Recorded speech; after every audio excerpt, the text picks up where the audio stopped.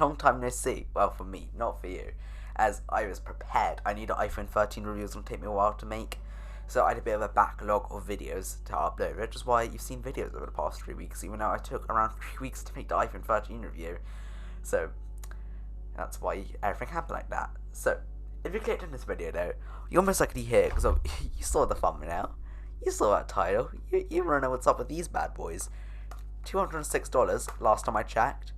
Hopefully that's still the current price. I will put it on screen if it's not. Noise cancellation and some great sound, all for the price of $206. But should you really even get these? Like, why would you get these when you can get AirPods Max, dude? Guys, welcome back to the channel. If you're new here, my name is Yoni. I'm a software web developer, and today I'm going to be talking about the Sony wh1000xm3s after 3 months of daily use. Okay, so I'm a bit different to most people out there that use headphones. Not all people, but anyways, I use my headphones for 5 to 12 hours a day, even more sometimes on some of those long stretch days, which actually happens most days. But I use my headphones for a lot of time during the day, and throughout that time, I want to not be able to hear the outside world as antisocial, and I want to be able to hear any sound I need to play crisply. I mean crisp. So, how exactly do these headphones work, being, well, used for that purpose? I can tell you, these headphones are some of the best active noise cancellation in the market right now. You put these bad boys on a flight and you're not hearing that crying baby all the way home. Look, out of my 3 months of using these bad boys, whenever I have them on when I'm working or doing anything at my desk or anywhere in the house, to be frank with you, I'm not hearing anything. You can hear the occasional things, but if it's a long-term noise when you can't really hear it. Look, I'm pretty sure, if I remember correctly, the way the noise cancellation works is if there's a long-term noise like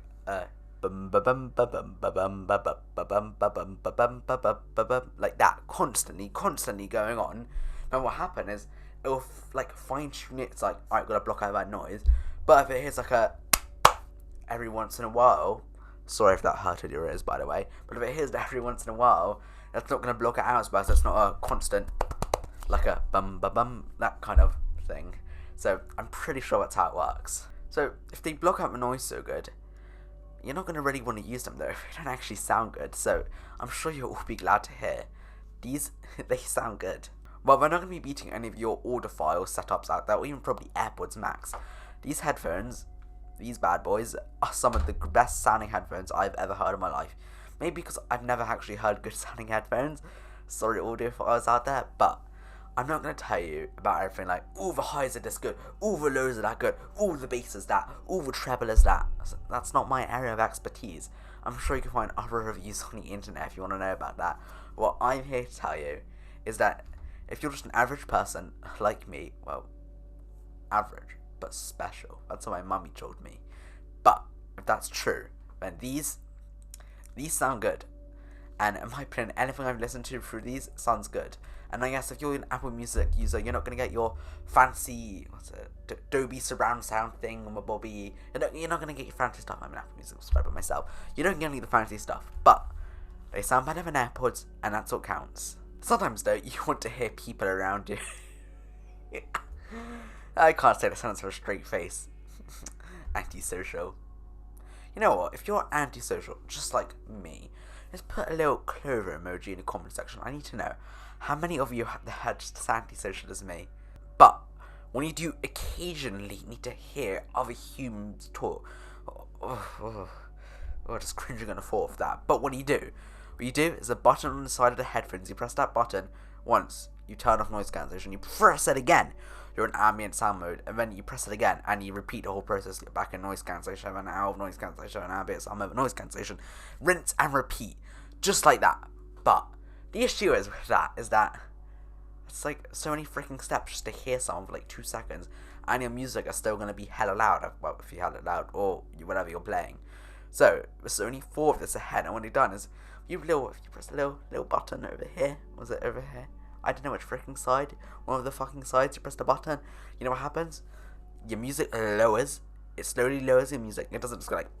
It slowly lowers your music and slowly lets you hear the outside world. I know, disgusting.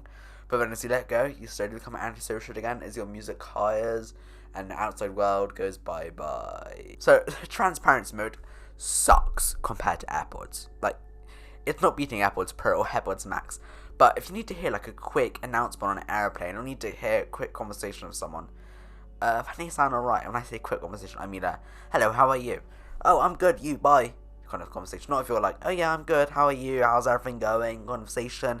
You're going to take them off around you. You're going to need to rock the headphones, this lifestyle. And when I first got my headphones and started using them on my computer, I was noticing some weird Bluetooth issues, and I was like, shit, I got a faulty pair. Nope. 2 Google searches later. Oh, it's the fucking Mac Mini. Yes, turns out the Mac Mini has issues with the Bluetooth. I need to have buying it.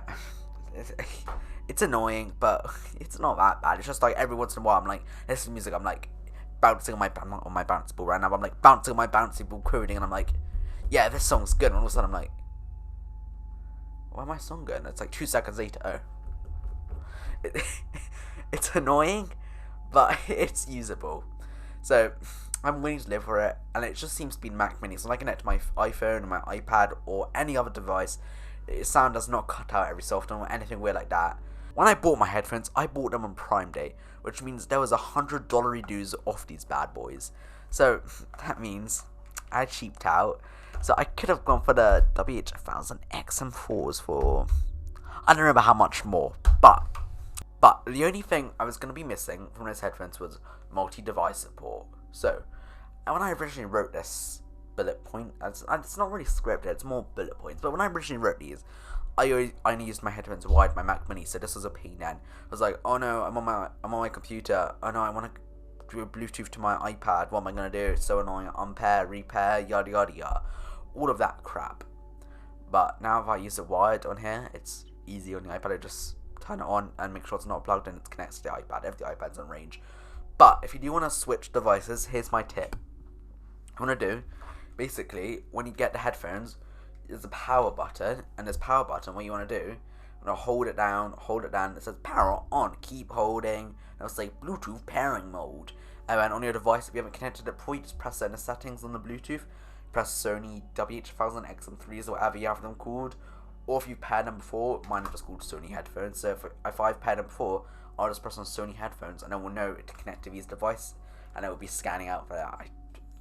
Yeah, basically scanning out for that. I don't know how Bluetooth works, that's just how Bluetooth works, okay? Don't question it. Bluetooth is just magic, it's wireless baby. So, as someone who wears their headphones a lot, as I mentioned before, as antisocial gang, how exactly is the battery life on these? Well, how's 25 hours sound to you? Sounds good. Want a session on the computer with the boys? Want my game? No, but in reality, these headphones seem to last me around 25 hours streaming audio, music, noise cancellation, all of that jazz, all on the headphones. And to be honest with you, 25 hours is quite good for these, and also, they charge over USB-C. That's right. The most wholly connected there is. Apple, switch your phones to USB-C, please. The headphones also seem to charge very quickly, in just under an hour, when using USB-C, by the way. From now on, I'm adding that to my... Okay, so... Linux user, and a Dvorak user, and a Neovim user. I have the 3 classic flexes. When someone says like, oh, nice to meet you. Tell me a bit about it. Oh, so, you know, I use Neovim, by the way. I use Dvorak, by the way. I use Linux, by the way. What the fuck is that? I don't need to know any of that is. I just use them, by the way. And now on, I'm also adding, I use USB-C, by the way, to the list. The Sony headphones also use touch controls to be controlled with most of your media playback. These touch controls actually work pretty well, to be honest with you. But there's a few caveats. The touch controls are pretty user-intuitive. You swipe left to skip a track, right to go back a track, or depending on which I forget which direction it is. Depending which direction your headphones are on and which direction your head is facing. I don't know, it's pretty self-explanatory. And you double tap to pause or play, and then swipe up or down to change the volume. Up for up and down for down. If you couldn't figure it out yourself, why the fuck are you here? And go and get a brain, dude. Go and get a brain, please. I will donate you a brain. Just don't ask how I get them. Just take it. Okay, here. Just take it. Don't ask how I get them. Just take it, bro. Well, when the touch controls work once a year, they're great. But when they don't work, 99.99999% of the time on my computer, It was at this moment that he knew. He fucked up. I'm back. What was I even rambling on about? I don't know. But when I do want to work, when I decide it's time to work, what happens? When the texture actually register, it's like, oh, you're on Apple Music, you want to skip forward a track? Sure, I'm gonna make the noise, the signature I'm doing, signal I'm doing something. You think I'm gonna actually do it? You idiot. It doesn't do anything. And when you have them plugged in through aux, it doesn't do anything. Now, it also could be due to the fact that my aux cable's a splitter thing, but still a scam. I should probably try it with just a regular aux cable, but still scam. And the time they do work is when they're connected to my iPad or my iPhone. I'm listening to music. I'm like, forward, backwards, be cool. It's just like, it's so fancy. It's so much more fancy when you can do with your one of those, your Sony wh700Ns, whatever my old headphones were called. So after 3 to 4 months, those are my overall thoughts on the Sony wh1000xm3s. So if you enjoyed this video, it would really help me out if you maybe wanted to like and subscribe. I wouldn't mind it. It's free. Why not? So if you enjoyed this video, why not check out some of my other videos to do with tech? Playlist right over there, or there, or there, or there. I don't know where the fuck it is. Click on it. Watch it. Enjoy it. Do it. You know you want to. Thank you for watching, and see you later.